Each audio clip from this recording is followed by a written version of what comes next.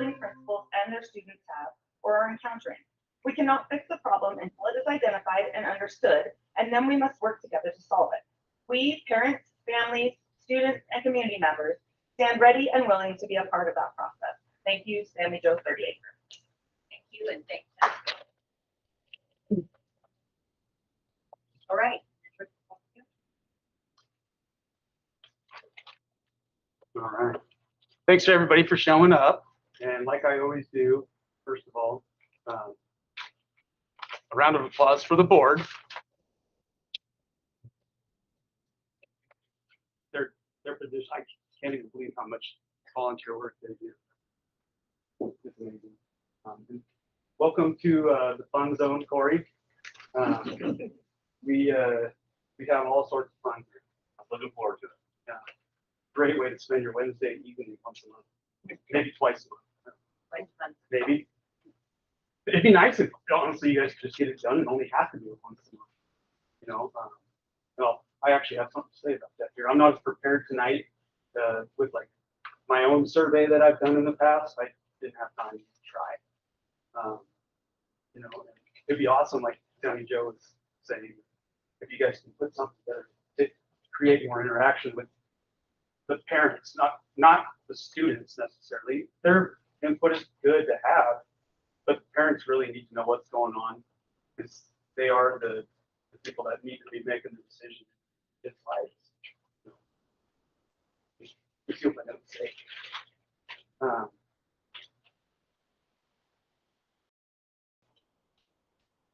So one of the questions on the interview process the other day was, it was a great question. It's, you know, what do you think the board's, you know, role is?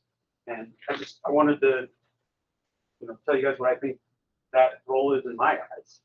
You know, I think it's to oversee, obviously, the way the schools are ran, but to run the schools in a way that reflects what the taxpayers, the citizens, and, you know, especially the parents want to see done in the schools. You guys are basically, you know, representatives. I've said before, you know, doing this job. That's why maybe I'm wrong. But, so it's really important. When things aren't being done that we want to see done, that's when the pitchforks come out. That's when we're up here going on and on like I'm doing right now.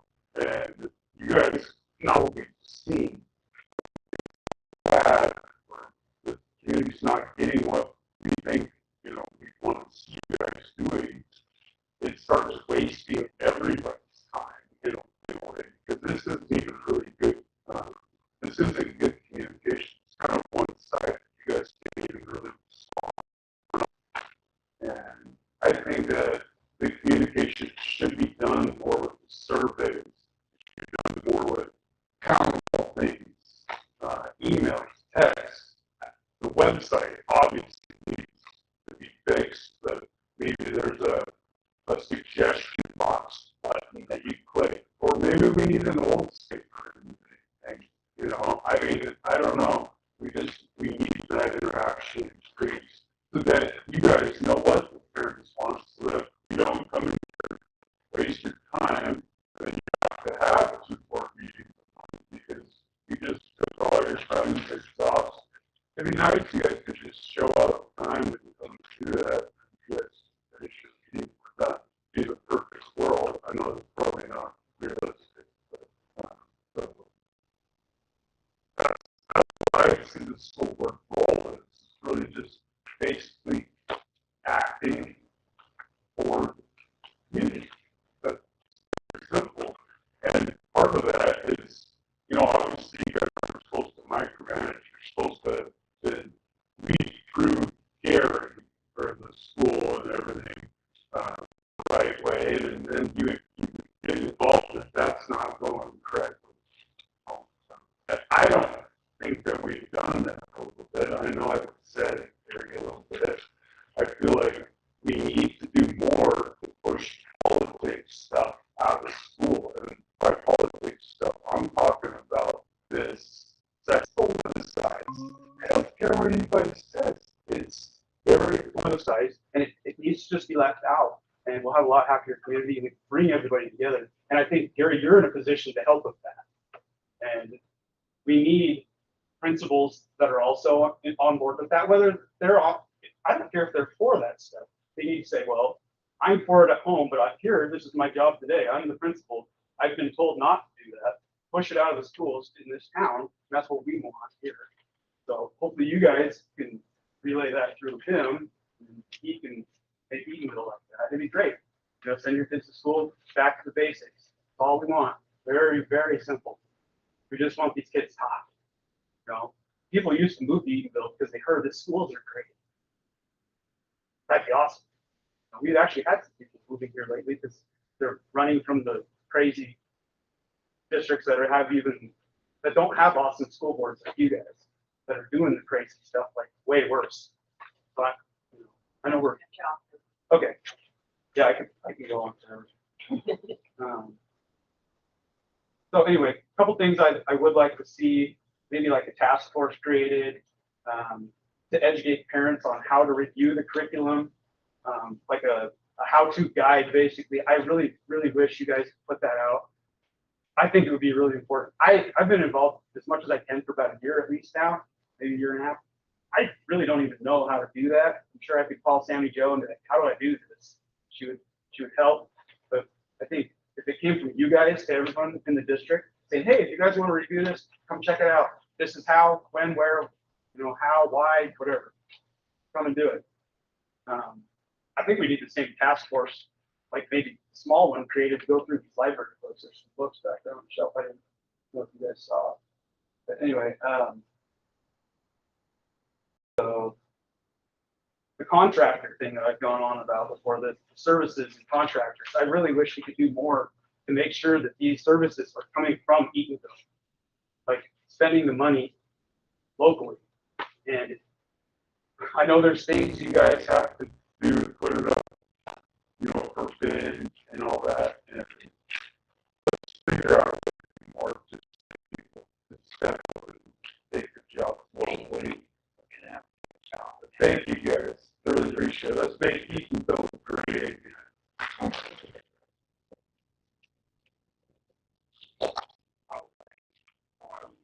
Move on to reports. I'd like to starting with the budget status.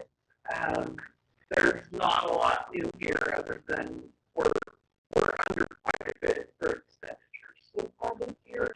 But we're using this one. I'm sorry. I'm actually going through the packet for yeah, and I'm looking at the budget status report. So we're right on track. Then balance report where we've got all our squiggly lines here. We've got some expenses coming up over the summer for facilities, but we're still expected to end with a hotel. It's hard to predict right now at this point because we've got a full another 2 months to go. But we'll see where the rest of the year takes us. The cash flow report just reemphasizes the need to have a fund balance because of the way that OSPI divides our funding. It's not across 12 months equally, but it's divided to suit their budgetary needs and the state's budgetary needs. So I just make a point for the record that's why a portion of the state and had we not had a reserve, none of our employees would have been paid and received it on time. You know, we did not receive our reimbursement on time to make payroll, and so it's really important that we keep that fund receiving money that we need. Revenues were way ahead on federal. Really a surprise because of the COVID relief funds as people refer them. Local sources are up quite a bit. The extra coming in. State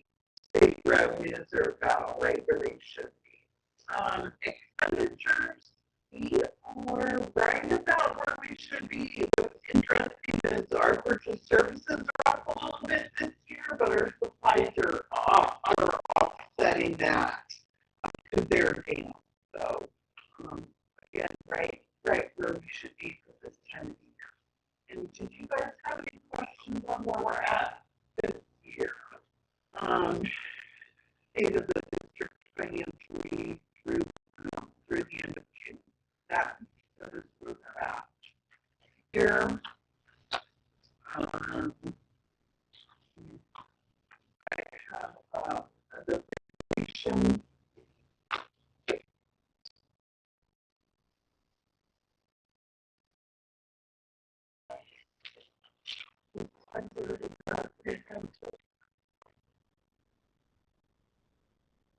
So I'm sure yeah.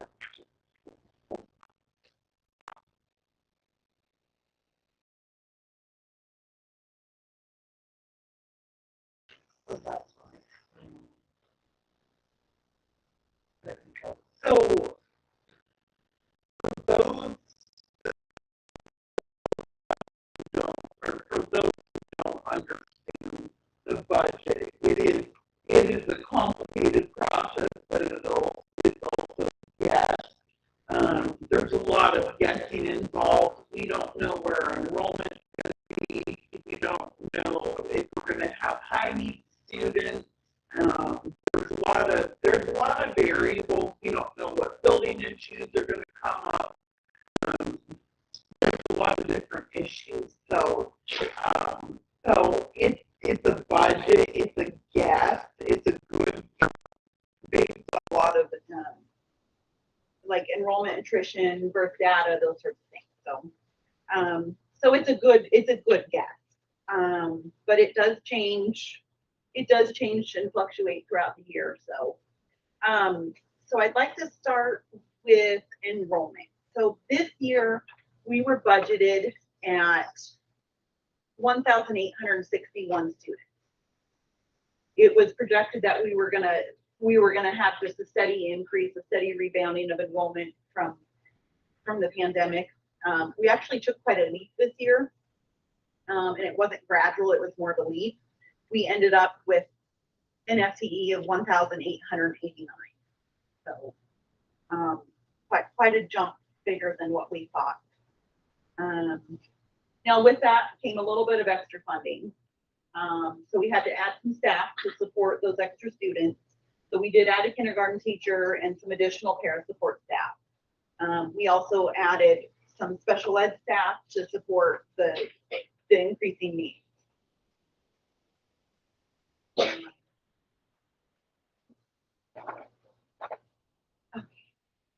Okay, so the big question that I have when I started doing this budget was, what will enrollment be in 22, 23, and beyond? So we don't really know. And so we try to be conservative, but we try to be realistic, because you don't want to budget too high and you don't want to budget too low. So I have us next year just a few less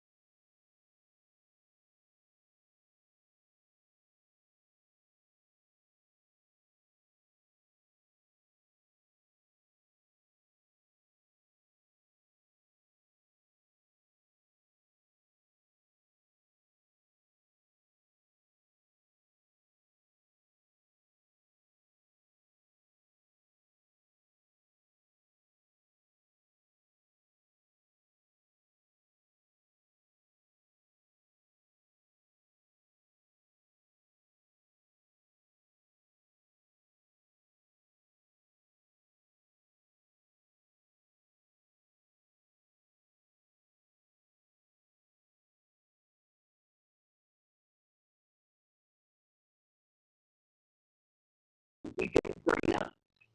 So if we get a grant that's 200,000, it gives us the capacity to bring in that grant without having to go to you for approval for that grant. So just a line item that says we have this space open so we can take, it's just kind of a placeholder in the budget for grants, yes. And if we didn't have that, then we would have to have a whole other budget resolution, whole other budget.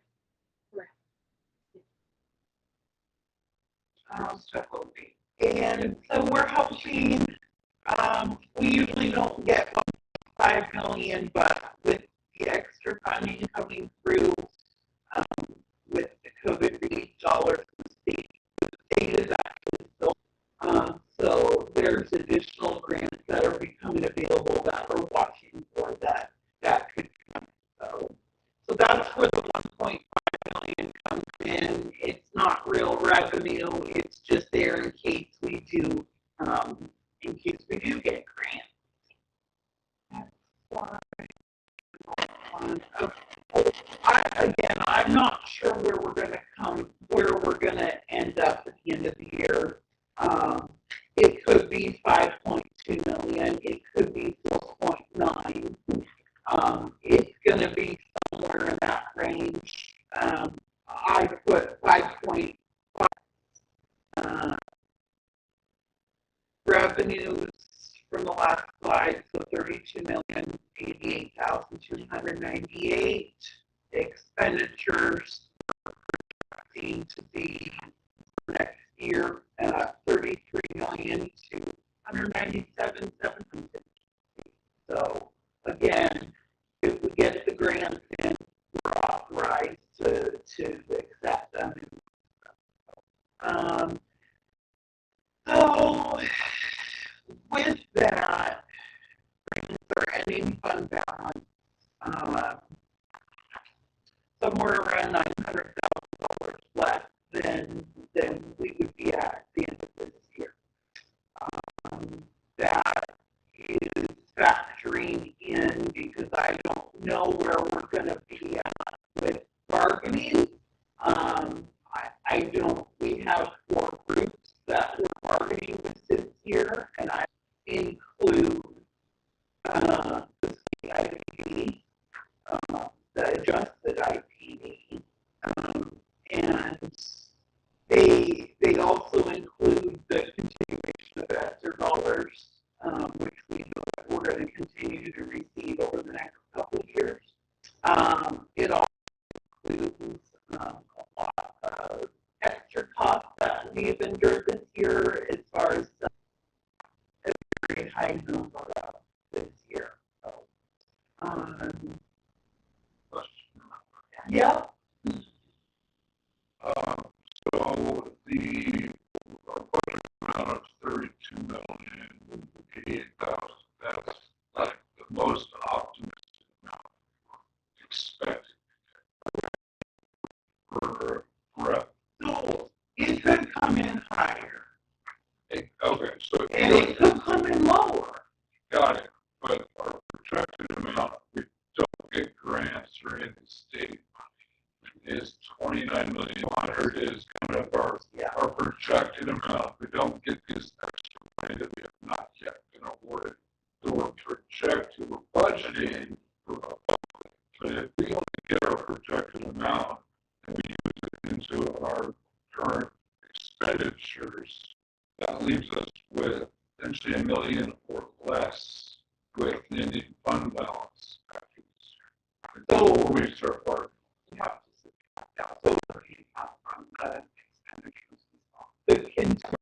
But if I take that $1.5 million off, with the other money coming from the state, we're still going to be sitting at a $4 million fund balance at the end. We're still going to be sitting at 2.5. With the contingency out of there, we would end up the same. We're already projecting that we're going to lose out of this fund balance. So this is taken into account the current rebased IPD. What the state is saying that they're. This is not a dig on it. This is more of a on the record. Yeah. This is a best scenario. But now bargaining goes, we could be really looking at, instead of having the 5 million, we're carrying 3 plus a very small reserve balance, just based on bargaining and not getting those. And so without getting too far into that realm of things, that means we will continue to sustain that. Yeah, and that's it, especially if we're going to be having bargaining annually. Yeah, yeah. We can't be going into a hole like this. So we cannot sustain that. We might, yeah. So previously, so before, so you have set aside some money for some COVID relief funds, if you will. Some staffing stabilization for Eatonville Middle School, because we know traditionally there's a building that gets cut first, they get cut first.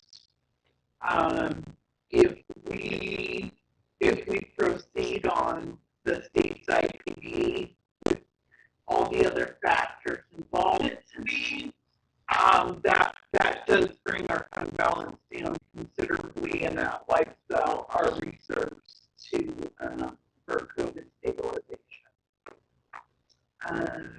So that's why this ending fund balance composition is in projected ending fund balance for 22-23, if everything's laid out the way that we're guessing it to be. Again, these are guesses with lots of data. I'm hoping our revenue comes in higher, but we don't know. MSOC. So MSOC are our materials, supplies, operating costs, purchase services, those sorts of things. We budgeted those for next year to be $3,180,245. The state funds, not quite that. We're shy about $250,000. So those are MSOCs for general education, ALE, dropout recovery or re-engage maintenance, grants, and administration. Is that being that we're underfunded? So for your outlook, again, it's another guess. You've got our enrollment projected. We're thinking it's probably going to grow. That we've got housing coming in the surrounding areas. It's probably going to grow a little bit over the next couple years. And we level off. We know the town only has the capacity to service and submit a 4-year outlook. This is kind of where I thought it, that if we go with my budgeted numbers and we continue on this path, it will significantly Go into our fund balance. We could level out at some point depending on where things end up. But again, that's going to depend on the year, every year.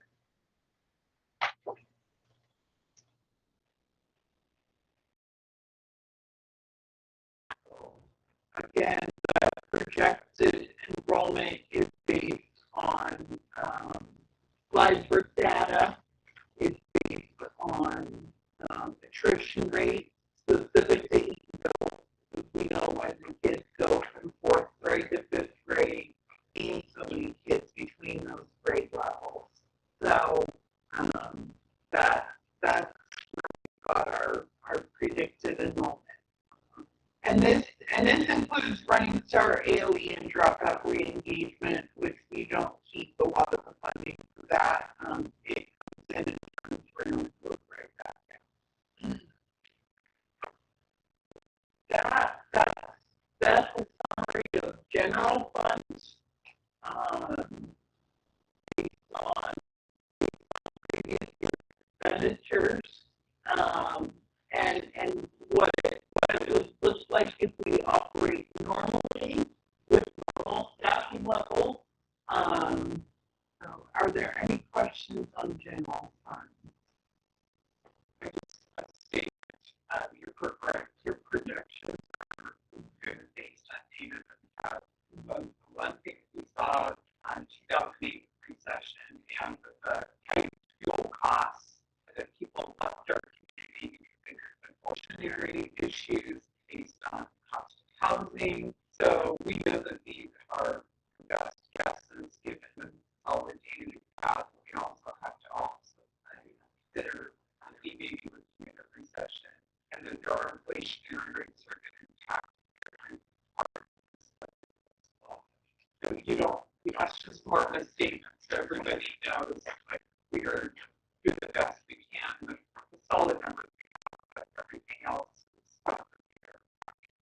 And when I look at these, we're going back five years, and we're looking at what it looks like to operate normally, and those sorts of things. So, yeah, if we could have another 2008, you know. We don't want another. So diving into capital project fund, this is primarily levy driven, but we do have quite a bit of impact fees and a little bit of investment earnings. So levy dollars approved by the local taxpayers. Impact fees are from new houses. So every time a new house is built outside of the town of Eatonville, we receive a small portion of those fees that are separately. So levies accounted for separately from impact fees. They have very specific requirements on how they can be spent. The investment earnings have to be divided up proportionally to the balances at the end of every month. So That's a good question. yeah. Do we get a copy how we investigated if they charge impact fees? And if so, have we requested? They do not charge. I don't know. I do not know. I think that's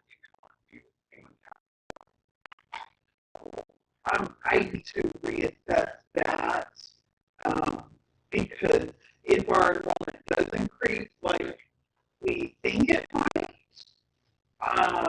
we're going to need that money for portables. So, and the impact fees, that's what that's for. So we are projected to bring in $849,634 in revenues, combined levy, impact fees, and investment earnings. The expenses are determined based on what's coming up. We've got technology leases, some security upgrades that are in the works, possible portables if we need to add those.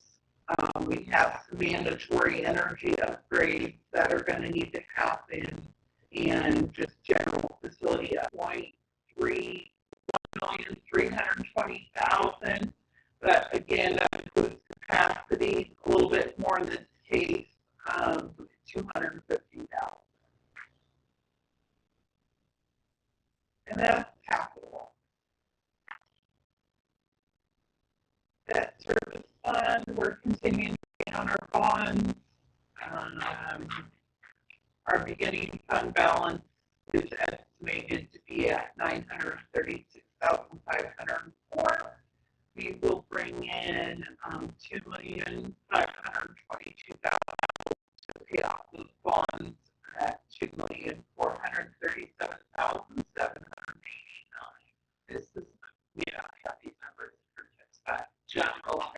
How are we doing on the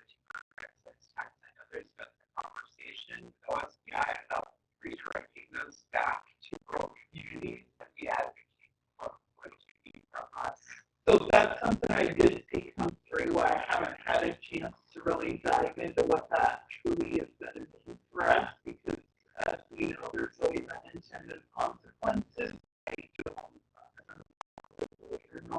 That's what I need to know before I start knocking on doors. So, Yeah.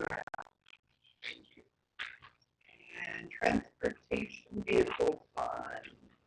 So, as you know, transportation has been a little bit of a challenge this year, but this fund is strictly for buses. We can purchase vehicles with this. Maintenance costs of buses is strictly a bus purchase in and out. So we receive revenues from the state on a depreciation schedule for our current buses. We receive funds for that. So we anticipate this year $428,898. We are looking to buy some buses to replace some of the older ones at $730,000. We're hoping they're not going to take a long time to come in, but they could. Like everything else, we're waiting on those chips. And the fund that's near and dear to my the ASE funds. So we have ASE is not at all the schools. It's at the high school, middle school, and Columbia Crest. We know that it's used so that the students can have experiences surrounding cultural, athletic, recreational, and social, fundraising, those sorts of things. In the pandemic, we saw half the activities that we usually do. I think they're being really ambitious here this next year, and they're telling me that they're going to raise $652,000 to $765,458. So that would be great if we could see those levels of activity, or even part of that. buy their snacks at the football game. Yes. This past year, we use participation fees. Does that come out of ASB, or is that something we pay for as a living? Or is that budgeted for? You know what I'm talking about? So the money that we use from House Bill 1660. Yeah. So House Bill 1660 is responsible for removing any participation barriers, which means that any students that qualify for free or reduced lunch that have a consent to share on file and waived automatically. So that means any types of entrance, games, sports, anything like that, we have to waive those fees for those students. So OSP does see some loss. OSPI does provide some increase. It's going to become more evident on how much we're actually losing. And that is through the ASB. All of that's negotiated. Yeah, all of that ASB. So That's a heavy burden on that. that's a heavy burden on those students, and because I don't think we've seen the full effects of that, but I think this year as we go into resuming normal activities, as they resume normal activities in their buildings, and do these extra things, we may see that being a little more evident. On average, yeah. On average, 42%. So, yeah. So the ASB balance is by school. We'd like to see that what they bring in, they spend, because it means that students who are raising the money are benefiting from the money. So there's the balance on each individual. Some of them are planning for some class trips and those sorts of things. So sometimes they do build it, but that's where they're projected to end at between the three schools at 135,497.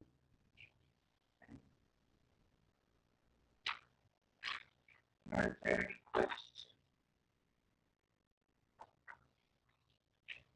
I think you covered very well.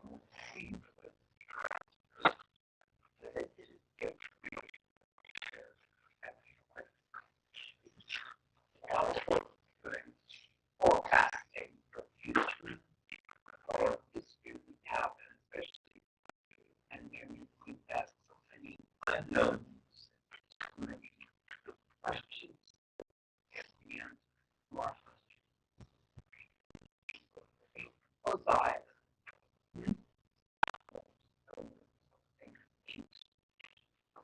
Very much. On to go and finish business, but no business. We have a group off the budget.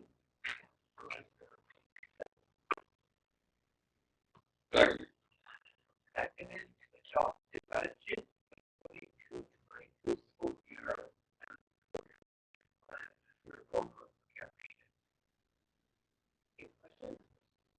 Questions? Comments? Yes. Say, while we're adopting this, I am still really concerned about our service. That's something that, well, I feel like it appears much higher than it realistically is, especially if we don't get some of them. So while I'm in support of passing this budget, if we do enter 2008 style recession, we're going to be in a world of hurt, and we're dipping pretty heavily into this as is. And it's a concern, especially with all of the bargaining. And I think across the board, like I'm nervous right now. And we worked hard to be able to have a fund balance so that we can weather a storm like maybe coming. I don't want us just to. I'm nervous. Just leave it at that. That is my thoughts. And to expand on the fund balance, if I could just give you a brief, because I know some of you are new.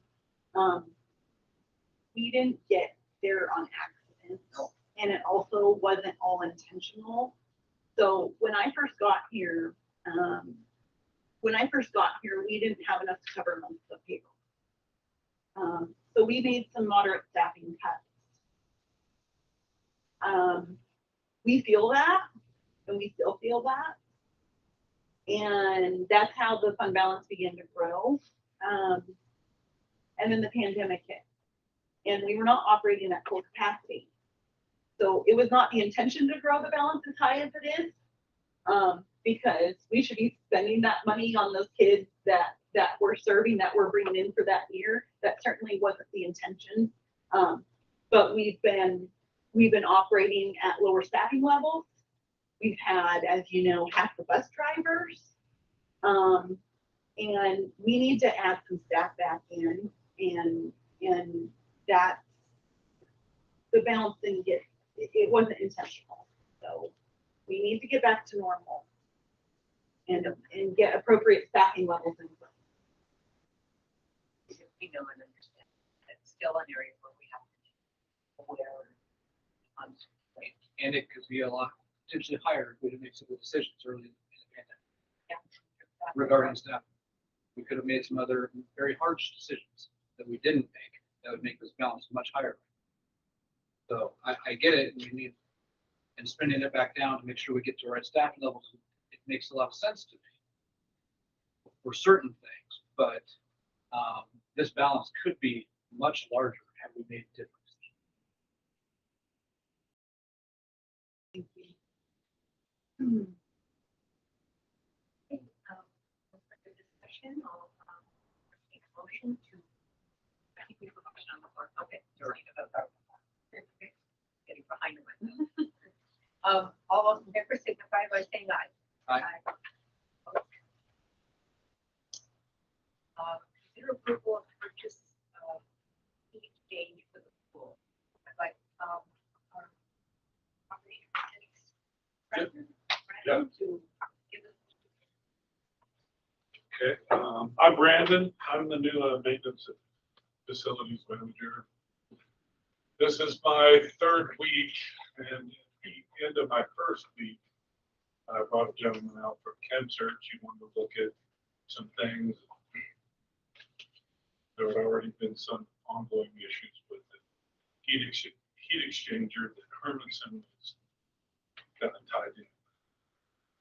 And so we did some testing, showed levels in the pool.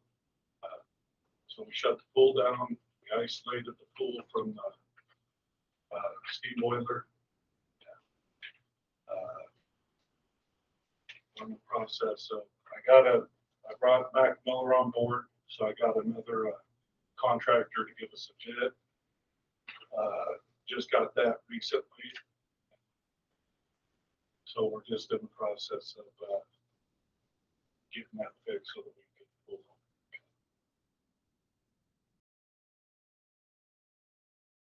So, we keep saying that technically, Mac Miller, is that your recommendation?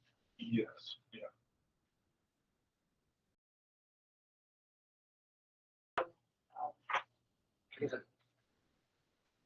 That's my question is, this is why the pool shut down? Yeah. So everybody hears. And so once we can get this actually done, potentially reopen, but it's looking like it's gonna be in the summer before we can get. Yes, right now I'm getting a lead time of 3 to 6. Put it out loud, Hopefully. so everybody can hear. Yeah, hopefully closer to 3 weeks. So we can get our swim team in. Perfect, thank you, Brandon. Yep. Yeah, this is something that it's one of those unexpected things that happens, and we don't have all of the things working in the down environment, and then, Brandon's been working very, very, very hard time to get someone on board who can even get out and free, Hardly any. get any bids at all. So, shape of our work that he's put into it, and we're confident that we'll be able to pull up and running. So I will need a motion to approve the purchase of the heat exchanger. So moved. Second, moved and seconded. Any further discussion? My only discussion is, do we have to just give approval of the bid, or do we have to specify prior in the motion? If you want to, if you are going with, you would like to go with Matt Miller, That's, yeah. I would recommend it not to exceed amount in case variables come up. Or 13,6. 13,764. So, but we should do not to exceed, you're saying, in case there's 15, 50. Not to exceed. So I amend our I approve. okay, friendly amendment that we pass this proposal. The budget of not to exceed 15,000 using the county dollar.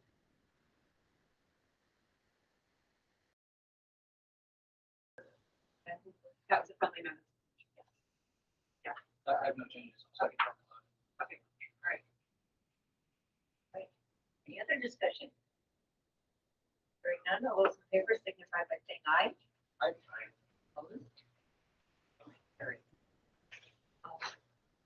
Now, the other item of new business is consider approval of proposed changes to the food service meal processing or pricing. And how long has it been, or were you able to figure out how long it's been since we had a price? It's been about three years. About 3 years at a price increase. So we don't, so USDA puts out what's called a paid lunch equity tool every year. And because we receive funding from the federal government, for our food service program, they require us to set a minimum price. So it's always, do you raise it enough so that you don't have to raise it again in 2 years, or do you raise it just enough every year? We know our food service program operates in the red significantly, several $100,000. I did some market research and put us right in between most districts, and just right about where we have to be. So the lunch prices, the current price is $2.95. Proposing that we bump it up to $3.25, so 30 cents. What's that? That's K to fifth grade. That's K through 5th. 6 through 12, the current lunch price is $3.20. I'm proposing $3.50, so 30 cents for each one of those grade levels. And with that, to also raise breakfast prices accordingly. So again, I think, you know, it was a lot of looking around and seeing what other districts are doing. We don't want to set prices so high that it's a burden to our community, especially that they've been receiving free meals for the last 2 years. And we know that the economy is kind of sensitive right now, so we just put us at the necessary price increase for this year. It's very likely that we will have to do it again next year. But again, that depends on the tool that USDA provides us. We really don't have a choice if we want to receive that funding. And are these the minimums that USDA puts up? The minimum that after I did the tool, the minimum is a weighted average of $3.28. So that gets us right in that range. And we drop below that, we lose USDA funding. Yeah, we can't drop that. But with the inflationary cost of food, I mean, just, unfortunately. no, I mean, everybody's already feeling this inflation pain in school lunches too. We lose funding from USDA, it's a whole different discussion, so.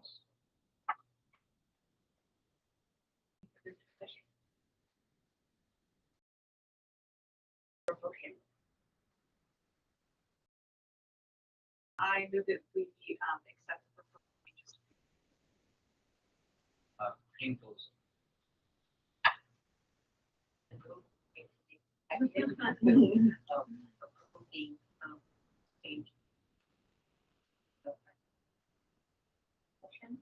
I just wish that we had a way to make sure we weren't burdening the community with things such as like eating at school, but be able to do it in a way that would maintain funds. We're already in the red. We're already taking a loss. And it's the kind of thing that I do see, you know, spending funds out of the district as priority for something like this, directly going to students.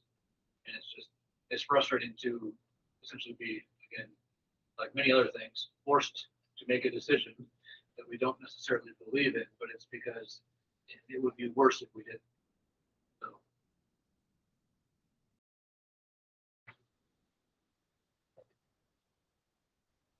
Hearing none, all those in favor, signify by saying aye. All right, we'll go on to superintendent comments. So typically, this is why I go for some of the diet schools, but obviously they're thing at this point in time. So what I would like to do is just spend a little bit of time talking about personnel and what we can, what's going on last week and a half. And I'd like to officially welcome Brandon.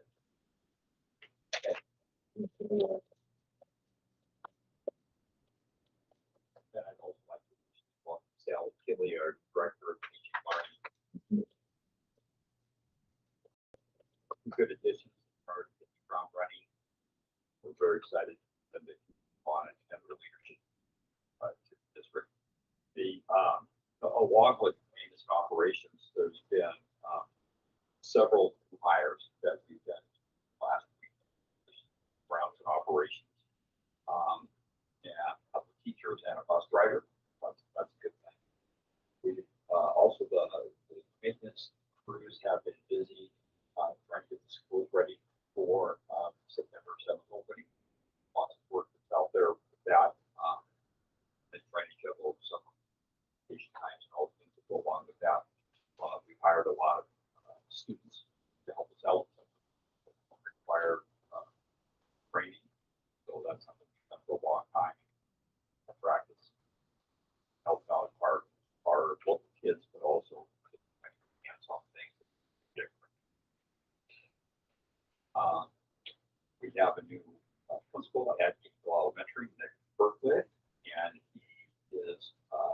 scheduled to start next week's time.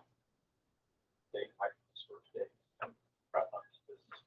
For just this week, and then they'll be come on board, we'll take them around, start introducing people. We're also still filling some of the internal movement of our paraeducators and the actual marketing process. There's some dominoes effect that's going on with that. We are bargaining with DSE and the coaches. And then we still have some more teaching positions that will with hires for full steam ahead by now. And that's kind of everything that I had as far as personnel just for the last 8 days of the whole.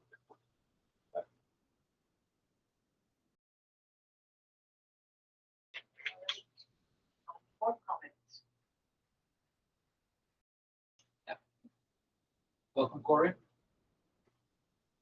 Going to be a fun ride. Look forward to getting to know you better. Thank you for volunteering to serve the community and this business. And also, thank you for working on this pool already. I've already heard it at home about how it's shut down for potentially the summer. So I'm glad to know we have 4 women.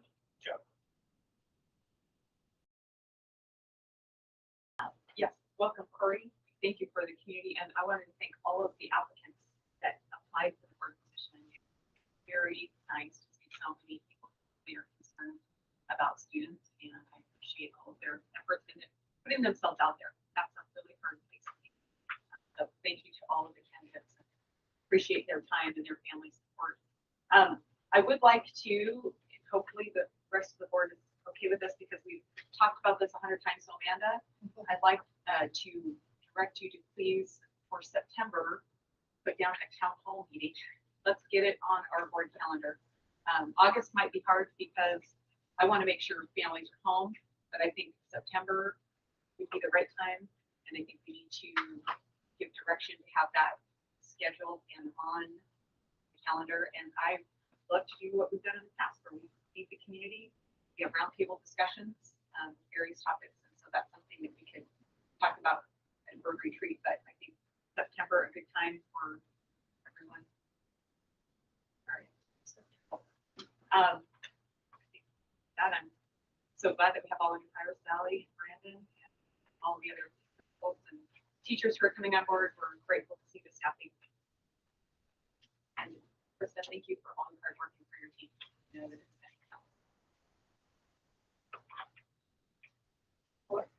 Well, I don't have much. I don't have much experience on this, but mainly I want to thank everyone here. You're the reason why I'm here. My sons are the reason why I'm here. So please, I look forward to getting to know you and interacting with you in the community. So thank you, and I will work as hard as I can to satisfy what we can as kids are what my goal is. So that's it. great. Yes. Thank you. Thank you, Brandon, for returning to our community with beautiful service. Above and beyond your full service. But I really appreciate that. And Sally, you have returned to us too, actually. She was a former teacher, school district. Is now our teaching. It's nice to come home. Back to what. Christy, yes, thank you so much. I know how hard you worked. Yep. Had some discussions and time-wise with a lot of effort into this budget. It's a very, very difficult thing to do. Even I'm looking for, I can't even imagine starting something like this, you know, so really, really appreciate your efforts and your attention to it. All right, that's all that I have, and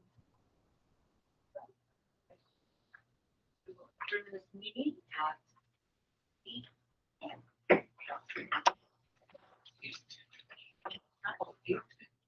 Ish. Ish.